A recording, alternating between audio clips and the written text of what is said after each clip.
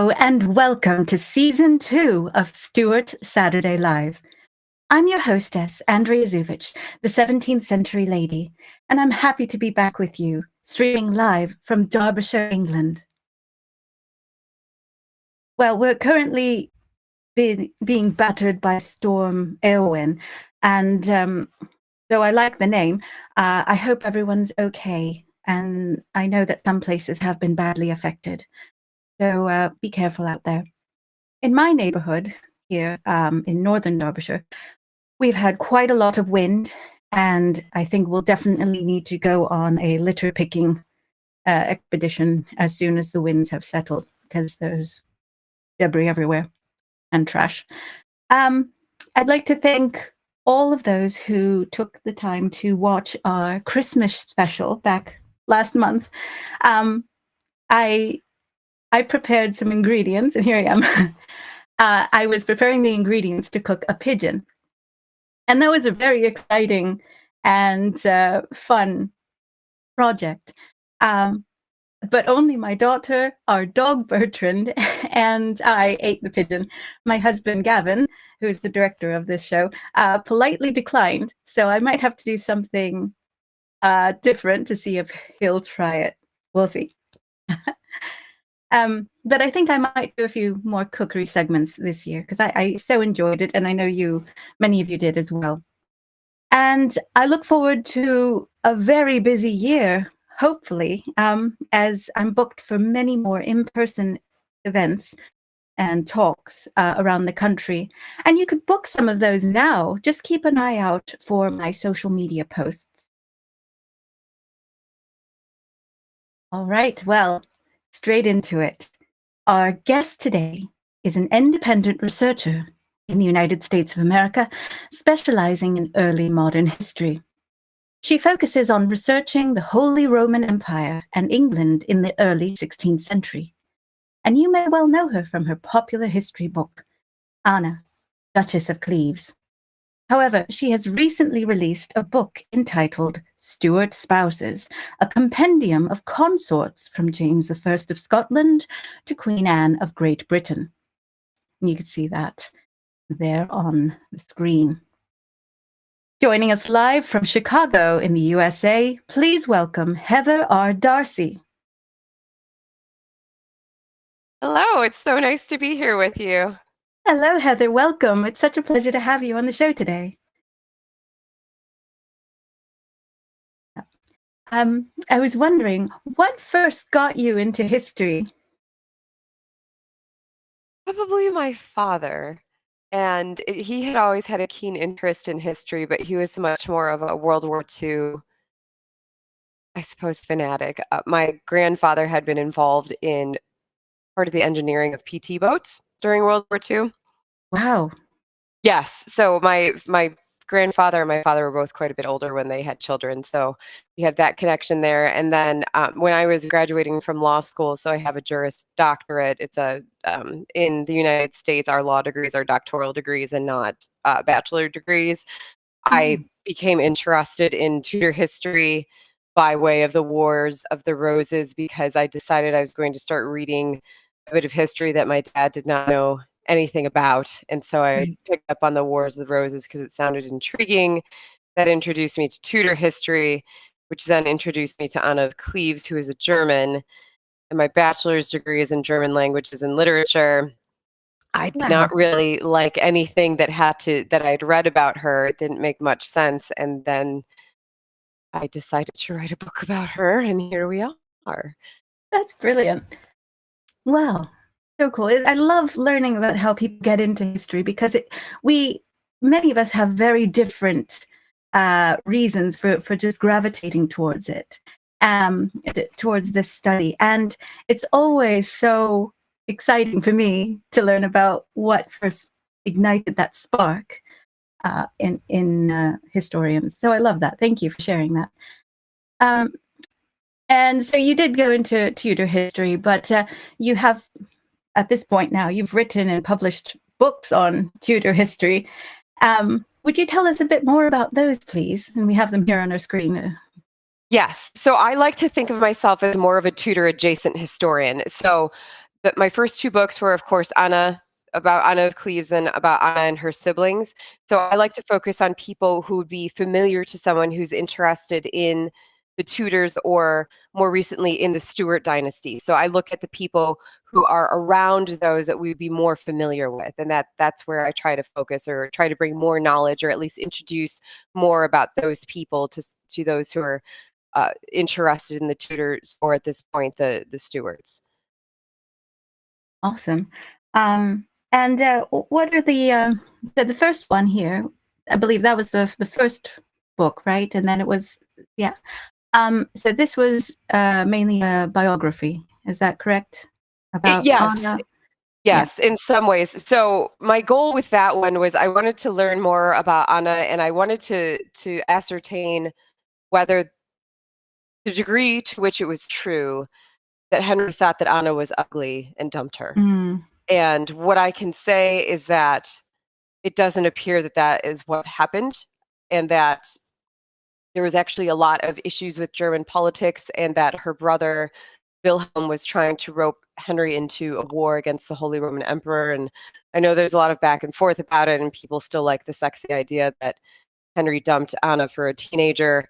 But when you really look at even just the English records of what was happening, the Cleves War, which did wind up breaking out a couple years after the annulment between Anna and Henry, was a pretty vicious war that did see the United Duchies of Juliers, Cleves, and Berg capitulating to the emperor. That was something that Henry completely avoided by annulling his marriage. It's not really, it's glossed over in books about Anna, and I think part of the reason why is if historians don't realize that Anna's brother starts identifying as the Duke of Juliers or Jülich and not as the Duke of Cleves, you might miss that in some of the records. mm. So, but people still like to cling to the idea that Henry dumped her because she was ugly, when really all he said is that he wasn't attracted to her as a basis for why he could have an annulment instead of a divorce. But that's a whole nother discussion in and of itself. So I do correct her date of birth. I did find a portrait of hers that was hiding out in a hallway or a back room in a museum in the United Wow. States. And then the second book just focuses on her siblings a little bit more so than Anna specifically. But interestingly, Anna is distantly related to the Stuarts. Oh, Hmm. that's really cool. Hmm. Yes. Well, see, that's the thing. There's so many connections. Sometimes we tend to lump everyone together, like these are the Tudor period people and these are the Stuart people, but there's a lot of overlap there. And some of the figures who were important in the Tudor period are also influential in the Stuart period. Like growing up, I remember everyone was always saying, "Oh, Shakespeare is a Tudor, just Tudor." No, he lived into the 17th century, died in Yeah. 1616. So we keep Yes. ignoring the 16 years he lived in the 17th century. Hmm. So he's one of those overlapping ones. But going back to what you said earlier about this notion that this popular idea that Henry VIII said that he wasn't attractive or something. Is there not something that connects it to the 17th century? And I think it was Bishop Gilbert Burnet who said that she looked like a horse. I think it was something, if I remember correctly, I might be mistaken, but I think we're getting some of these ideas from later authors, and it might not necessarily be the truth, because I know for the 17th century, Burnet is, you have to take his words with a pinch of salt, because he's not 100% right, and he had his own sort of reasons for saying things. So there might be that, right? Well, he never met her, and he called her a Flanders mare, and she was decidedly not from Flanders. And he might have. That's it. One of the things that Anna did was she used the Lion of Jülich or Juliers, which was the more wealthy of her mother's territories, and frankly, the more wealthy of any of her parents' territories, as part of her personal arms. And we see the Lion of Jülich or Juliers on her tomb, actually. And that lion looks very similar to the lion that's used for Flanders. And so He Ah, might have just been wholly mistaken in his identification of heraldry. So that's where we get this idea of the Flanders mare. So he never met her. I don't think he really no, knew what he was talking about no, whatsoever. I think that's quite likely. Well, thank you. Now, we'll move on to your latest book, which is Stuart Spouses. And I have this beautiful copy here, hardback copy, and so people could see how it is. And, oh, we both are published by Pen and Sword History. And what I have to say is they almost always do beautiful covers. Look at that. That's just gorgeous. And I'm a bit envious, I have to say. I'll just say it because you got to have the color pictures inside, and I have black and white. But Oh, this is gorgeous, absolutely gorgeous in here. Stunning, stunning images. And what I liked about it is it is a broad, sort of all-encompassing view of the spouses of the Stuarts, going from like the beginning to Queen Anne. And I like how in the back you have a selection of poems, which I thought was lovely, a lovely addition. Bibliography, index, and I really like indexes in history books. Very useful. But also you have a timeline, and you have this very very helpful family tree. And it's just wonderful. I'm really enjoying it. I haven't finished it yet, but I am very much enjoying it. So thank you to Pen and Sword History for sending me a review copy of that. So the book, as I said, is a very good introduction to the whole family, and it gives, I think, it's a great addition to the whole work on the Stuarts. Could you please tell us how this work came about? I don't totally know why I came up with this idea. What I can tell you is that my family, so Darsie, uh, we're Scottish. Our family came, that part of my family came to America in 1812. We know that for sure. And Americans, white Americans, very much like to cling to their genealogy. And there are branches of my family that very much like to cling to our genealogy. But we do know that the Darsie family came to America right before the War of 1812. And my dad was very proud of our Scottish heritage. And so I suppose in that way, it's slightly a nod to my family's Scottish heritage. But again, I always like to go to the people who are lesser known. And Mhm. so again, I don't really know where this book came from other than looking at that.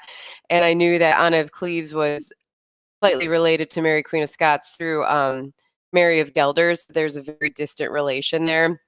Mhm. And I'm just always interested in the people you don't hear as much about, and that's usually the spouses. And so I wanted to figure out a little more about them, learn a little bit more about them, and I thought that that might be a nice way for other people to learn about them, is if I'm going to do all this research, why don't I just put it in a book? And that's kind of where it came from. Right. Well, it's a good idea, and I know people will enjoy this, especially people who might have heard of some of the Stuart figures before and don't really know them. And this will give them a good understanding of the timeline Yeah. and that. It's quite helpful, I think. Um, yeah. Yeah, I was hoping. I mean, it's definitely an introductory level book because since it does cover so many people, it's not meant to be a perfect biography of any of the individuals in there. But I really do hope that anyone that picks it up can gain a rough understanding of the individuals in it. And then if it has piqued their interest, please do go find more sources about them. But hopefully, it's a good place to start for anyone that's Yeah. interested in the Stuart spouses. Absolutely, it's great. And as I said, the illustrations and all the other extras are really, really great. So I'm enjoying it. Um, So thank you. All right, we're going to go in and get into the Stuart spouses here. Let's start off with arguably the most famous Stuart monarch, Mary, Queen of Scots. So we have an image here, and she's in a 19th century print here, with her second husband, Henry Stuart, Lord Darnley. Mary was married 3 times, and Lord Darnley is probably the most well-known of her spouses. Would you mind going through those marriages, please? Yes, so she was married to Francis II of France, and unfortunately, he died rather young. They were not married for very long, and after she remained on at the French court for about a year to maybe 18 months after he passed away, and then it became apparent that there just wasn't any reason for her to remain at the French court, so she was sent back to Scotland. She met Darnley. She had met him a couple of times before, but he came to her attention, and she was looking for another husband.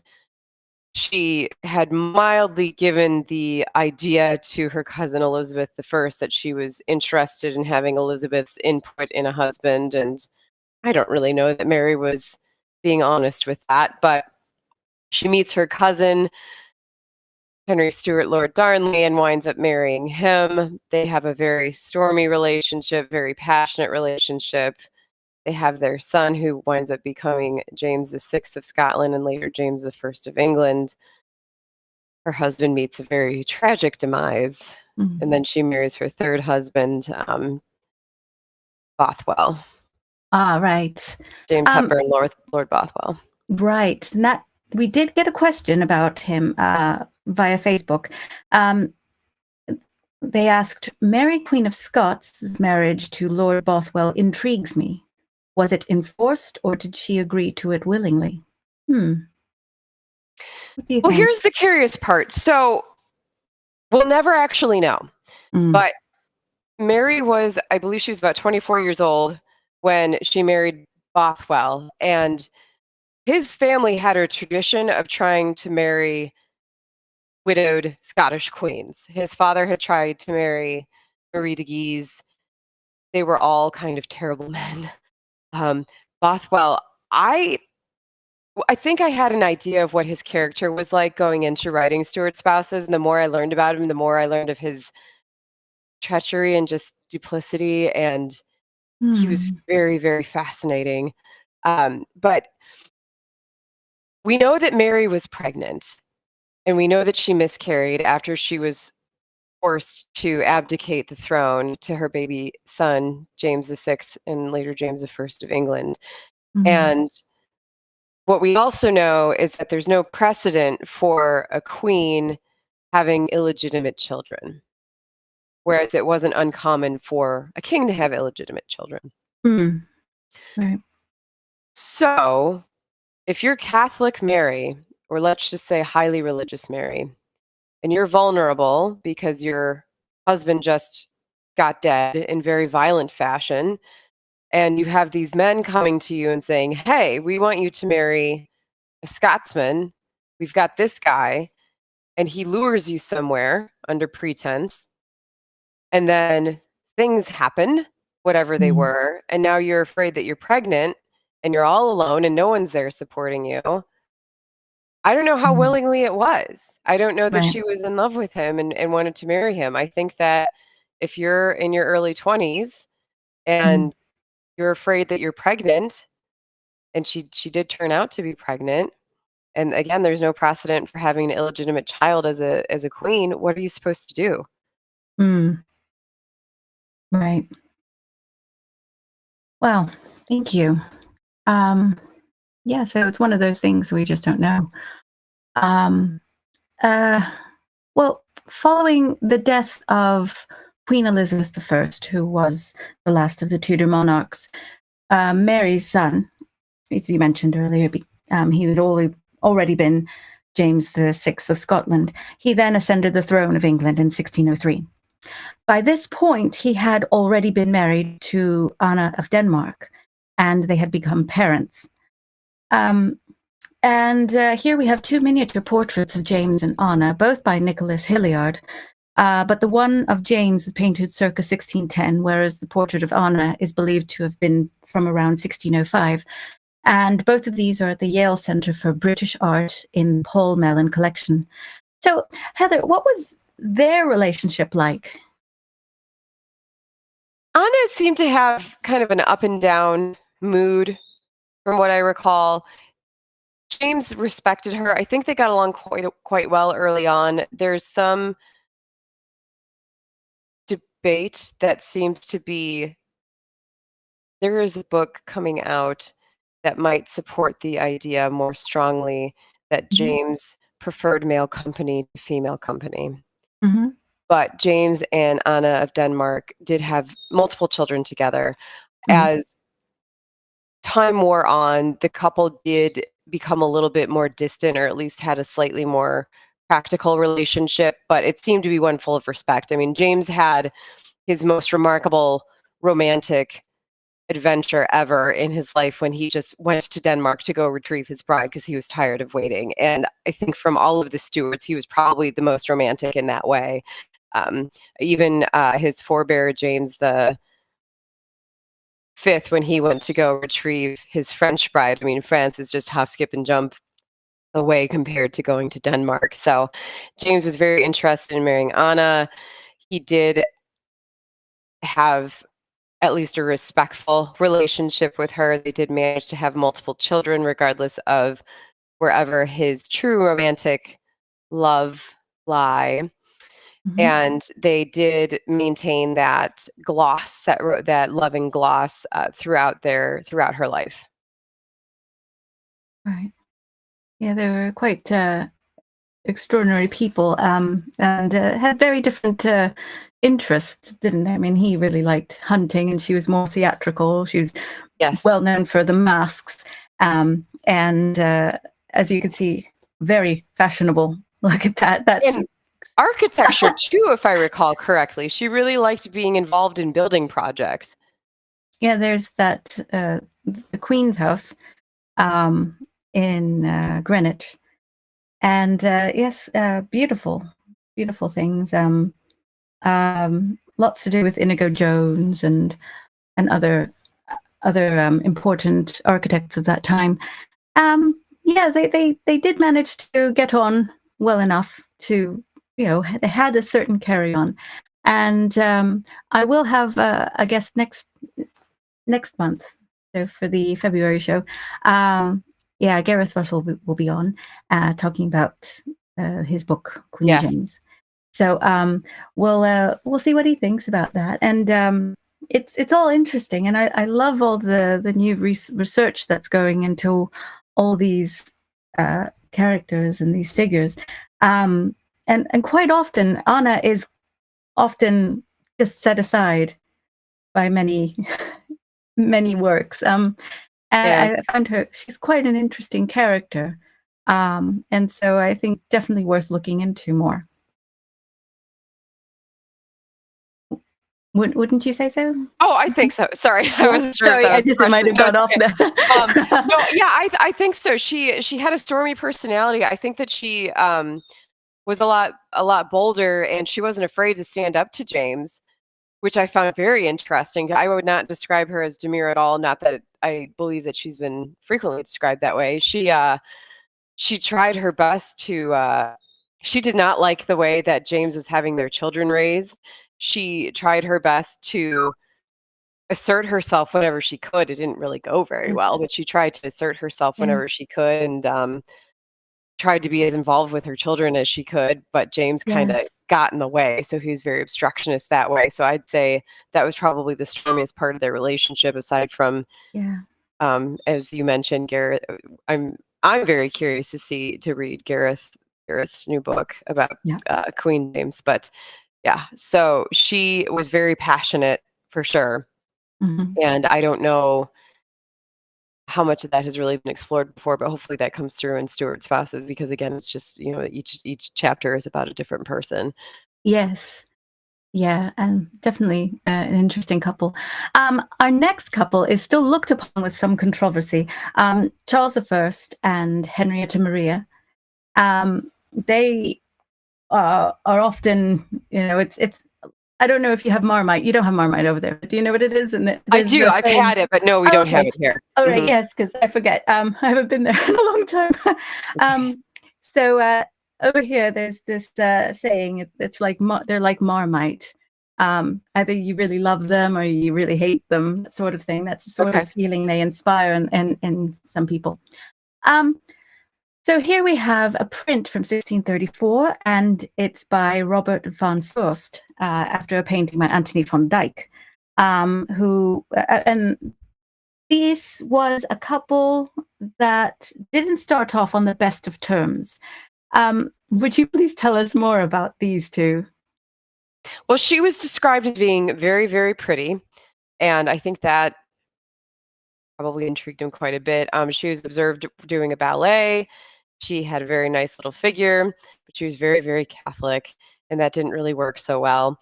She was specifically petitioned by the Pope and ordered by the Pope to try and bring Catholicism back to England. She had to kind of hide that.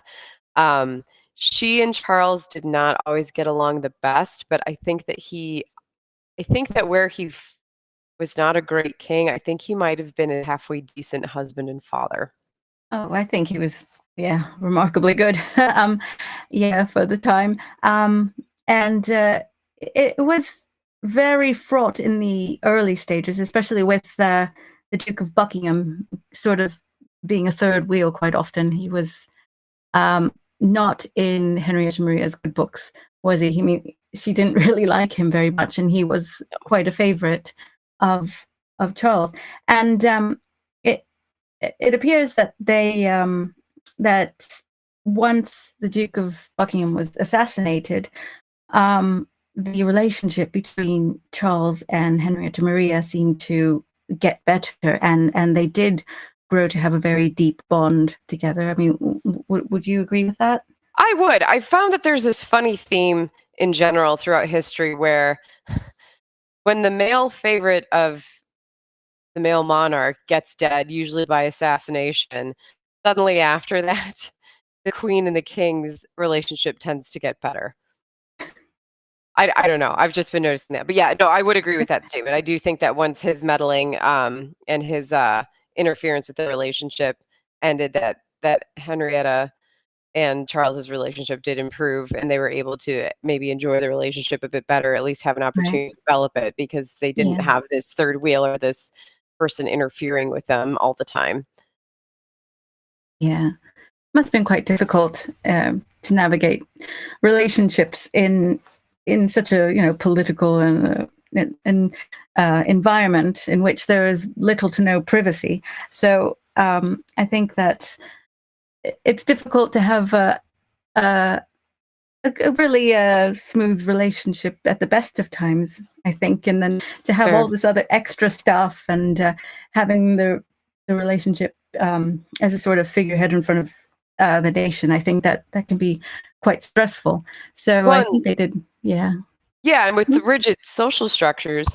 yeah, with rigid social structures, if you have someone in the way like that, how are you supposed to interact with your spouse? mm, yeah. So of course, they had to deal with a number of political situations. There was the British Civil Wars, and of course, that eventually led to his execution. Um, and we're coming up on the anniversary of that in a few days. Um, but in terms of his being a husband, he was very uh, loyal to her at a time in which most monarchs were just assumed, people assumed that they would have extramarital affairs. Um, and I think Henrietta Maria, she did come from the French court. And I mean, just look at her father. And so she knew, and I guess she accepted that sort of situation, it seems. Um, and so I think she was quite pragmatic about that in terms of that sort of situation when you look at the subsequent reigns, for her son, Charles II. But she apparently was very faithful to Charles. And She was, and she was heroic for him too. I mean, she yeah, tried to raise armies for him. She did everything she could to support him, to support his claim. Well, not just his claim, but his position as king, and to help protect her children. I mean, she was ready to go to war for him if she could, was my impression of her. She was not willing to just let it go. Yeah. Yeah. I do think that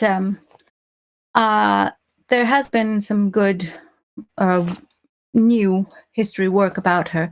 I quite like Leander Delisle's biography of her, which came out in recent years. And I think there's much more to her than this sort of Lady Macbeth-like character that she has so often been painted as in the past.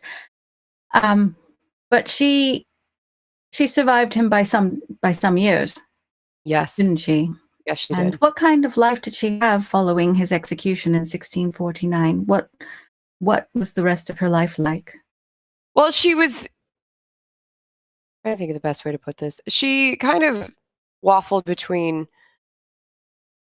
living in France, living back in England. She didn't really have very much purpose. She did get to see Charles take the throne and marry, but I don't know really what her purpose was after that. So she didn't ever stop believing in her children's rights to the throne, but she didn't have much power. Mm. And when she did come back following the restoration of the monarchy in 1660, she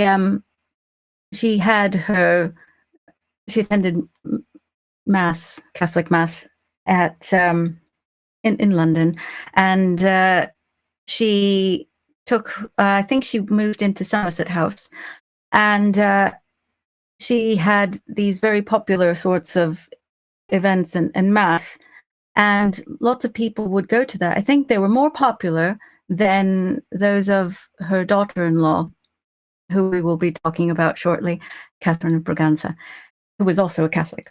So it was very sad, and she died of Henrietta Maria died of an opiate overdose, and that's very sad. Quite a tragic life, I believe. Yeah. Now, if we go along to Charles and Henrietta Maria's eldest surviving son and heir, Charles II, we know of him as the Merry Monarch, and he's very well known for having many romances and mistresses, and great epic adventures as well. Yet he did marry, and it was not for love, but for political reasons. And she was Catherine of Braganza, a Portuguese princess. And here we have two images of them.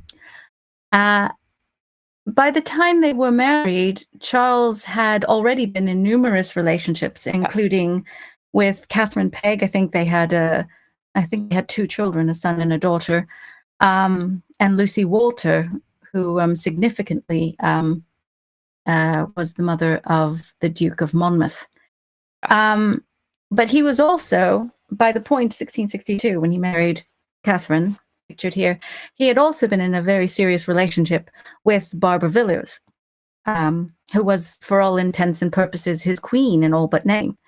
So she had been there from the beginning, from pretty much day one of the restoration. She was there, and she certainly made her presence known. And she was a sort of gatekeeper at the time. And so she was already in position as a sort of de facto queen. So when Catherine was brought over to England, it was not an easy situation for her, was it? I mean, could you tell us more about this Stuart spouse, please? If I recall correctly, she was the first Portuguese queen, I think the only Portuguese queen that England ever had. And I think so. There had been a brief period of time where Charles first was trying to find a French queen, and then absolutely was trying to find a Spanish queen. But when he was in Spain secretly trying to woo the Spanish princess there, his behavior was so terrible. Between his terrible behavior and the fact that he was not openly Catholic and was already, his reputation had preceded him, the Spanish princess would not marry him. And so for Catherine, as you're saying, Charles already had his established relationships. And also Catherine was even more foreign in some ways than some of the other queens that had come before. I mean, you already had a tiny, maybe we can assume that there had been a tiny hanging on of Spanish influence because we had previous Spanish queens before. We had Catherine of Aragon, even though it had been more than 100 years since she'd been there. But at least that had been a small tie-in of culture. French culture had always been present in England, but Portuguese culture, Portuguese language, Portuguese instruments, Portuguese dress, Portuguese food, all of that would have just been wildly foreign in England. Yes. So And that would have been very strange. yes, and poor Catherine was quite mocked, ridiculed when she first showed up because she had these elaborate hairstyles and the farthingales. It was very a very different sort of dress, and she also liked tea. So there were all these cultural differences, but yeah, I mean there were these attempted sort of political alliances, even in Charles II's father's time. I mean, the Duke of Buckingham and Charles I, they had done this incognito trip, this adventure to Spain to try to woo the Spanish Infanta, and that was a total disaster. And that's why he ended up going back to France and trying to sort that out. And Charles II, for some time, he had been living in exile, and he was virtually penniless. And so he was, in effect, seen as a sort of monarch with no money and no prospects. So he was sort of a gutter monarch. So he had no prospect. And so he wasn't considered a catch. And I think he was trying to get some relationships with a French lady, one of the rich ones, because of course that would have been helpful to have some more money. But she also thought he was ridiculous and didn't speak French, which is funny because his mother's French, so he would have thought that he would have learned picked something it up somewhere. Yeah. And she didn't like him, so and he was also thinking possibly of marrying Hortense Mancini, and the Cardinal Mazarin, who was so powerful at the time in France, said no, you can't have that. And it's funny because once Charles II became king, again, he started becoming quite interesting on the royal marriage mark again, finally. And then in time, he did have a relationship with Hortense Mancini, who was once potentially a bride. It's quite funny how things worked. Yeah. And so Well, he really was just looking for some sort of validation. And I think part of the appeal with the Portuguese relationship, or really even a Spanish relationship, aside from validating that he was a monarch, because of course that was very precarious because he had just been reinstalled as monarch of England and Scotland. The trade relationships. So there's always this idea whenever you marry if you're an English monarch and you're marrying into Spain, or marrying with someone from Spain or from Portugal, that helps with trade. So that was part of what would have made Catherine of Braganza so attractive, would be the trade routes with Africa and also with the New World and potentially farther east. Yes, quite a lot of money in the ports of Bombay and Tangiers. Absolutely. But of course, some of these things turned out to be complete disasters. I mean, Tangiers was a total liability. So they didn't really know. They didn't expect that was going to be a problem. No. Looking into Catherine seemed her fortune seemed so bountiful, but it turned out to be very difficult, especially when she started having fertility issues, which was a very sad part of her of her life. A huge amount of stress and pressure would have been placed upon her to have an heir. And that's And one of the great tragedies, I think, is that yeah, Charles had so many children, and yeah, he and Catherine just could not. It no, just did not work out for them. yes. It's quite tragic because I think she really wanted to so Yeah. badly. I mean, um, and it's one of those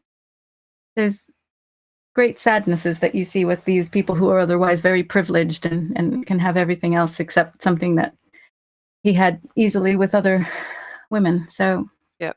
yeah, But she was very interesting too. I mean, even after her yeah, queenship was over, she went back to Portugal and she was very busy within her brother's court as yep, well. So she was very active in the English court. She's the reason why in English culture and some of the areas that were very dominated by English culture, tea is such a popular drink. My understanding of why over here we drink coffee is because of the Boston Tea Party. yes, I think so. And so we drink coffee because obviously we can't drink tea. But so my understanding of what happened with Catherine of Braganza and tea is that she didn't introduce tea to England. Tea was already a drink that was present in England, but because of the trade that they had with the Far East, which is the term that would have been used then, um, she had a greater understanding of how to properly brew tea. And so she brought that and she brought her beautiful porcelain from, again, the Far East, using that phrase that they would have used then. And so she made it a more elevated society type drink. And that is why it became such a thing. So when Catherine of Braganza brought a more refined, sophisticated way of consuming the beverage, that is Right, what made it popular and elevated it to what it has become now, and also made it kind of a staple or a more common thing, because once it becomes fancy and popular, then of course it becomes more popular with throughout the kingdom. So that's how she yeah, popularized tea. But no, she was very smart, very savvy. I think that she was yeah, good at using portraiture for propaganda purposes. She was very supportive of her husband. She knew what he was up to with the oh yeah. mistresses. There's no way she Hmm. didn't know. No, she And certainly, yeah, I think he did love her. He just had some yeah. unfortunate hobbies. Yes, I mean, he had lots of people egging him on to get rid of her, to divorce her, and he wouldn't. No. So I think that that says a lot about him too. Yeah. And I think she was quite a remarkable person, and I think he knew it, and he didn't want to let her go for that. No. Yeah, and again, I think her life when she went back to Portugal, is just as interesting as it was when she was England and in England. And in fact, she was viewed as being a slightly more morally loose when she went back to Portugal, because she had adopted so many English mannerisms, including dressing a little less formally and being a Mhm. little less covered, and that irritated the heck out of her sister-in-law. So, Oops. Um, yep. well, following Charles's death in the winter of 1685, he had no legitimate heirs, despite having sired a dozen children or more, over a dozen children with various mistresses. James II, who was known as James, Duke of York, for many years before, was also a ladies' man, and he married twice. Now, James was the younger brother of Charles II. So he married twice, first to Anne Hyde, the daughter of Edward Hyde, the Earl of Clarendon, and secondly to Mary of Modena. Now, both of these images are found at the Yale Center for British Art, and Mary's portrait was painted circa 1680 by Simon Forelst. Well, could you let's briefly talk about these people, please? Yes. So with Mary, I call her Maria in my book, I think, so I might refer to her as, in my brain, she's Maria of Modena. So Mhm. she was barely older than her stepdaughters, Mary and Anne, when she moved to England. So she's an Italian princess. Mhm. She was very beautiful. She was very tall. She was not super enamored with James when she got there, because he was much older than her, but they managed to have multiple children together. Her life was pretty tragic, though, I think. I think that Maria is most interesting for the fact that she outlived all the Stuart spouses. So she lived well into the 18th century. She Mm. outlived George of Denmark. She outlived Catherine of Braganza. And of course, she overlapped a bit with Catherine of Braganza's reign and with William and Mary and with George of Denmark as well. And when the Glorious Revolution happened, they're removed. Maria of Modena had children who were perfectly well suited to become the next monarch of England and Scotland, but they weren't accepted because of this waffling back towards Catholicism. And her children, and actually several potential monarchs of England and Scotland, were discredited or discounted, or whatever phrase you'd like to use, from becoming the future monarchs, which is how we get over to the Hanovers, because of this fear of Catholicism coming back.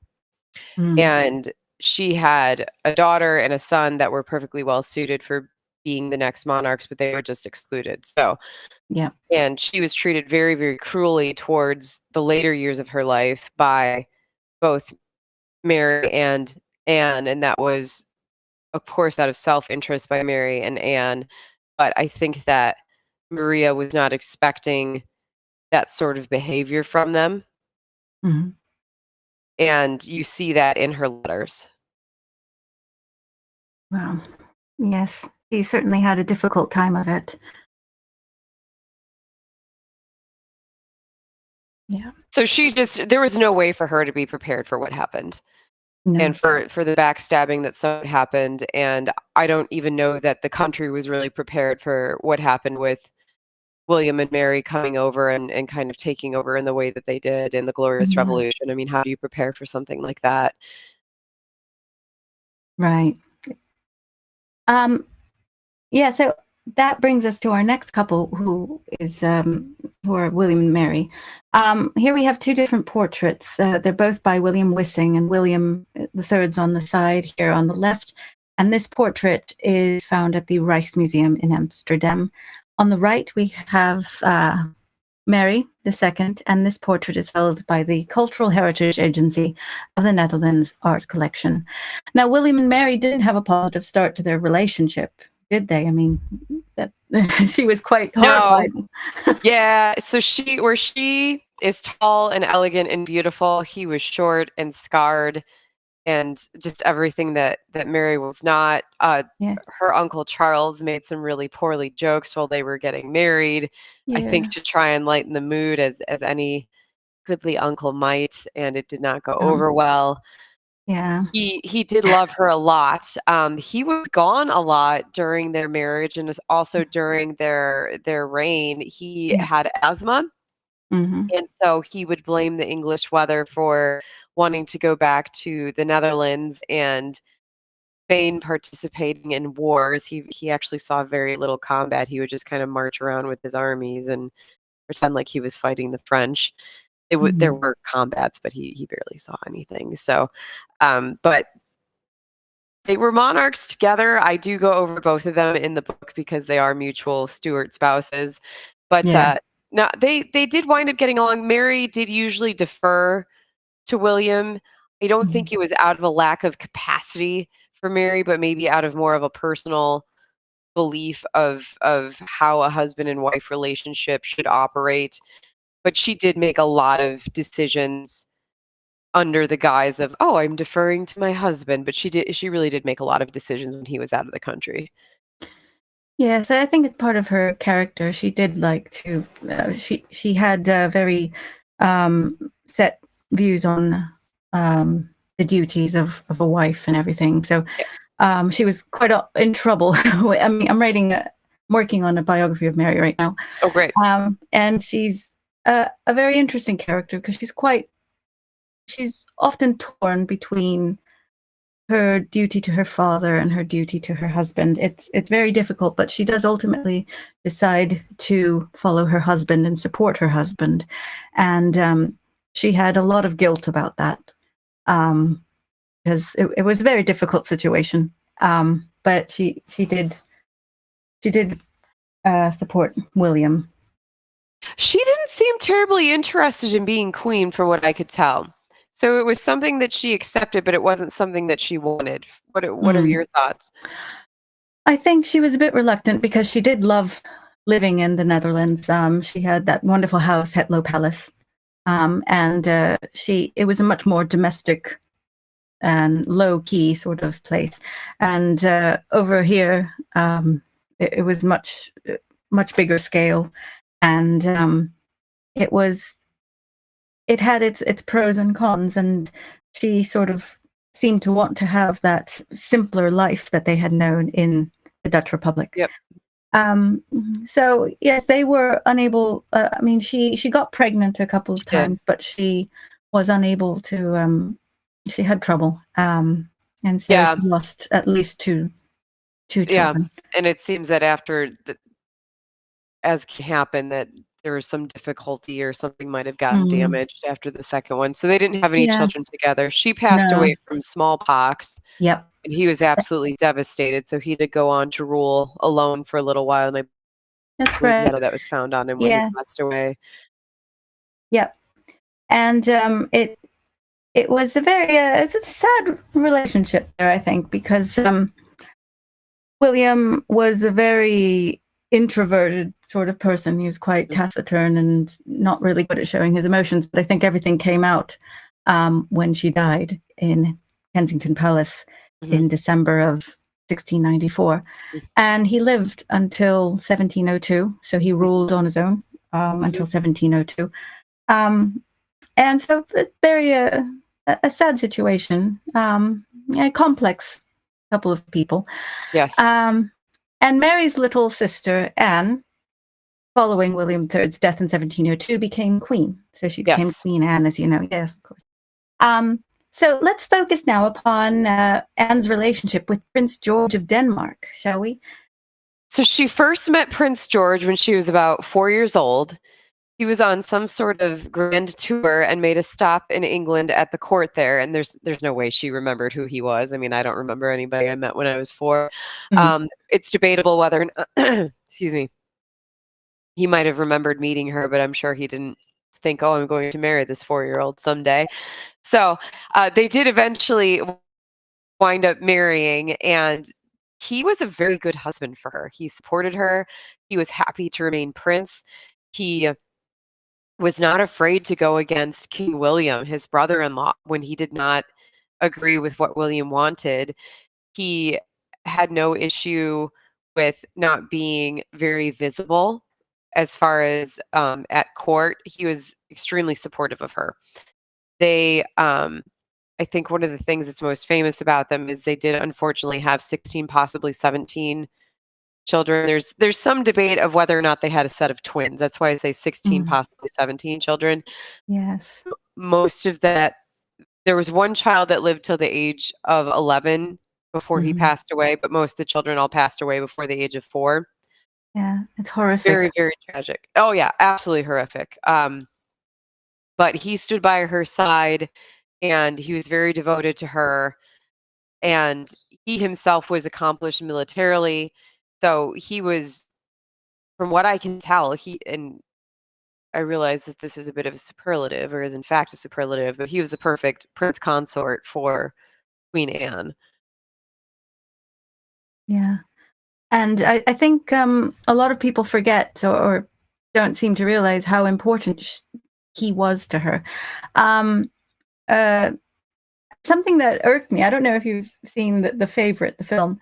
I have, yes. Okay. I don't think he was ever mentioned. No. And that really bothered me because he was so extremely important to Anne. Yes.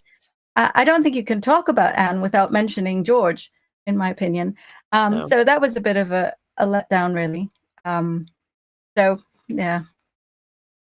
But I think he was very interesting. I think that he was also conflicted by the Glorious Revolution, and he made some comments later on about having to pick sides, and I don't think he was ever very comfortable with it, but I think that he went with the idea of having to pick the winning side, in effect. And I think he had a keen political mind. And again, even if it didn't go along with what King William wanted, I think that he could easily see, or at least had the political acumen to see what was best for himself and for his wife. And that's the side that he went with, or at least what he would support. And I think that he was very wise in that way. I'm Yeah. a big fan of Prince George, and I was not expecting that. I guess when I was researching and writing Stuart Spouses, the people who surprised me the most, if you don't mind me going off on a bit of a No, tangent, go ahead. I knew that Bothwell, Mary, Queen of Scots' third husband, was not great, but I did not realize how terrible he was. And then I found Catherine of Braganza and Maria of Modena extremely intriguing, and I hope to maybe circle back to Maria of Modena and give her a proper biography. And Prince George of Denmark, I was just very, very impressed with his character and how much he loved, or at least respected, Queen Anne, because we have to remember that respect comes from one of two things. And this is how Machiavelli is most often misquoted. I'm going to go on a further tangent here. People like to misquote Machiavelli by saying, oh, is it better to be feared or loved? Well, the idea is respect. So you either respect someone because you're afraid of them or because you love them. And he respected the heck out of Queen Anne. And I believe it's because he loved her so much. So I was pleasantly surprised by the way that George viewed Anne and his duty to Anne, and how we can see that so many centuries later. So I was surprised by that because you don't commonly see that, and especially because with him being a man of his time, Mhm. I wasn't expecting to see that, if that makes sense. Yeah. Yeah, I think he was a nice guy. He was progressive, And I guess would be a good phrase to use. He was progressive. yeah, I think I also liked how you included Elizabeth Borchier. I don't know if I'm pronouncing that correctly. Borchier? I don't know. I don't know. Later, and Dorothy Major, who were important spouses during the interregnum. And I think we have another image next to show about them. Yes, here we go. In this portrait, this is in the care of the Cromwell Museum, and it shows us Oliver Cromwell's wife, Elizabeth, circa 1653. Um, uh, she's a very important person, and I was lucky to have Stuart Orme from the Cromwell Museum on our show last year, and a very interesting historical figure here. Um, and but I liked how you mentioned her in Stuart Spouses, but you also mentioned Major, and she in particular is very rarely mentioned. In fact, I haven't even read about her Oh, anywhere else, so that's really, really great. I like that. Um, and as is so often the case, we have another image, and we could see Dorothy. Yeah, this is a 17th century engraving of her, and the artist is unknown. Um, as can be the case sometimes, there just isn't a wealth of information. When you come across a figure like this, it can be difficult, but I think, as you mentioned earlier, it's still important to mention them because it's nice to learn about these peripheral figures that yeah. often don't get any attention. Well, and Elizabeth Portier Cromwell was interesting because she was the sort of person, I think that she was frugal, and I think she was very hesitant with everything that her husband was doing. But I think she was also one of those people publicly who she was darned if she did, darned if she didn't. So Mm, her attempts at being frugal were not viewed well, and she was, oh, what's a good phrase? Maybe pilloried in the gossip columns of the day. I can't remember what they would be called, maybe mm, broadsheets of the day. And there was nothing that she could do right. So she was never ever viewed well, no matter what she did. I think she did try to be a moderate voice with her husband. He didn't always like that. And then with Dorothy Major, we don't really see or learn much about her. And that's because her husband just wasn't in power for very long before um, you had the monarchy being reestablished in England. And so, and then of course, he was not the best of husbands and he kind of ran away for many, many decades. oh dear. Yeah. So that's a Oh fun boy. fact. But Yeah.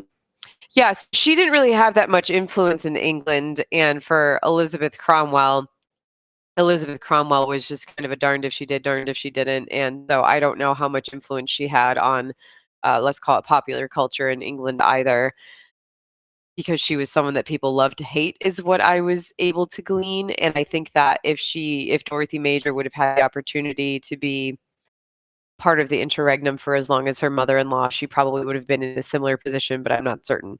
It's possible that Dorothy Major might have become more popular if people had become more accustomed to the interregnum, or if the interregnum would have just become the status quo as opposed Mhm. to an interregnum. Like if the monarchy would have been entirely abolished and there would have been no Charles II and subsequent monarchs, things might have been easier for someone like Dorothy Major and any other people who came after her.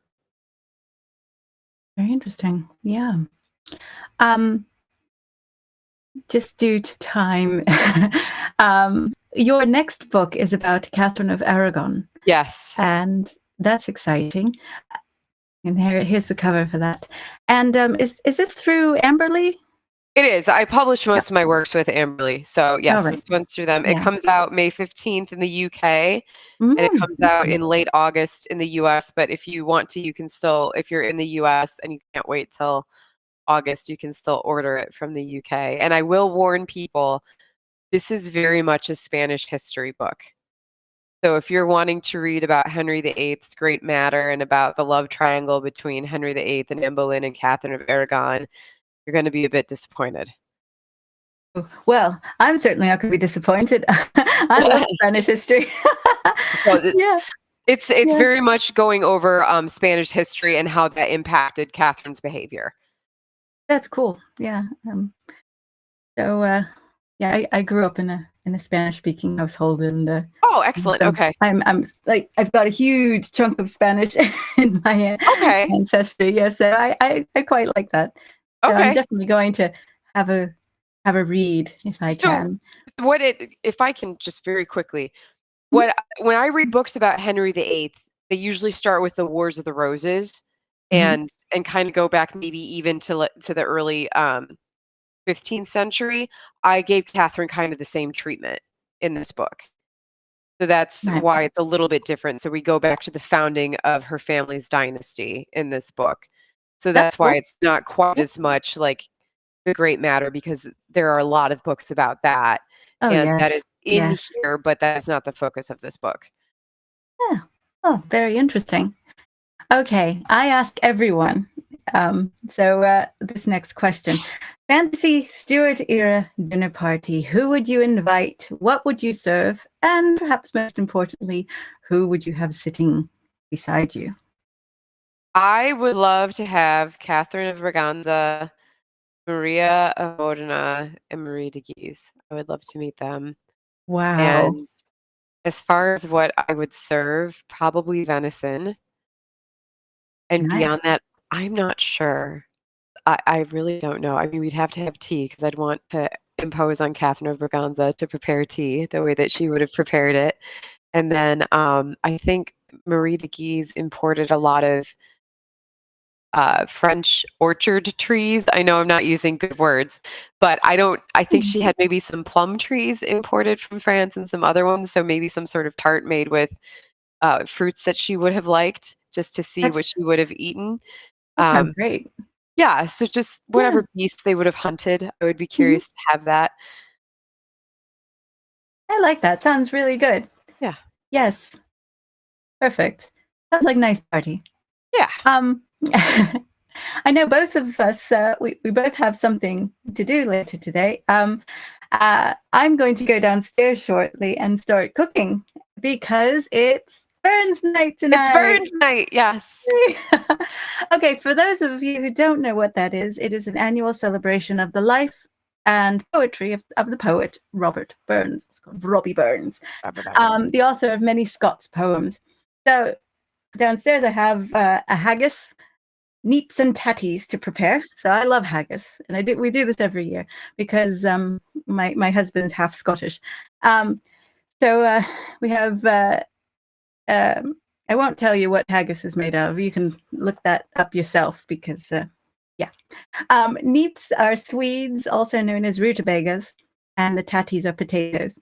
Anyway, I thoroughly enjoy participating in these traditions. I rarely drink alcohol, so I'm going to leave the whiskey drinking to Gavin tonight. But I have another Scottish drink here, Ern Brew. It's a soft drink, which I tried first at the Wallace Monument in Stirling, a historic city in which some of my family lives. So to you, Heather, thank you so much. Oh, cheers. I'd like to toast to you and to everyone listening and watching. Slanjava. Slanjava. All right. Thank you so much. Thank you, Joey. Thank you for joining me today, Heather. It's been a pleasure. All right. Well, I'm very happy that I have had your company today. And Heather's book, Stuart Spouses, is out now from Pen and Sword History. If you enjoyed today's chat, why not head over to Heather's website, maidensandmanuscripts.com, where you can read more about her research and find links to where you can purchase her books. I'll see you next month when historian Gareth Russell will return to Stuart Saturday Live to chat with me about Anna of Denmark and James VI and First. Right then, well, the haggis won't cook itself. Until next time, don't forget to keep it Stuart. Goodbye.